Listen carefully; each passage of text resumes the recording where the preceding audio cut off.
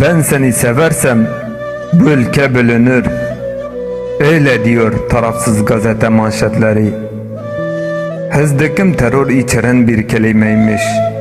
Biz sevişirken kimseler ölmüyordu ki.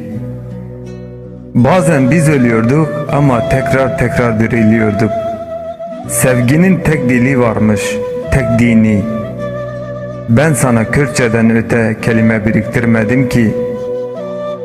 Benim yüreğimi cumartesi anneleri doğurdu. Ve bu yüzden seni seversem Mecnun değil terörist olur adım. Zaten Kürtçe düşündüğümü anladılar. Gözlerine de bakarsam tutuklarlar beni. Bilirler bir Kürt'ün bakışını, bakarken cesur duruşunu. İsyandır deyip asarlar beni Dağ Kapı meydanında. Bu yüzden seni seversem sessiz kalırım. Anla, bizim sevdamız imkansız. Bu yüzden değil midir dağlara sözümüz? Özgürce okuyamam sana şiirlerimi. Her mısrada yargılarlar beni. Sürgün olurum. Diyarbakır'dan ulaşmaz sana mektuplarım. Ben seni Türkçe severim.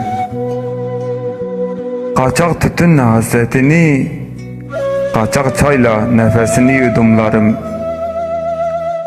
Ben seni seversem devletin bütünlüğü bozulur, gökten Roboski'ye bombalar yağar. Kana bulanır sevdamız.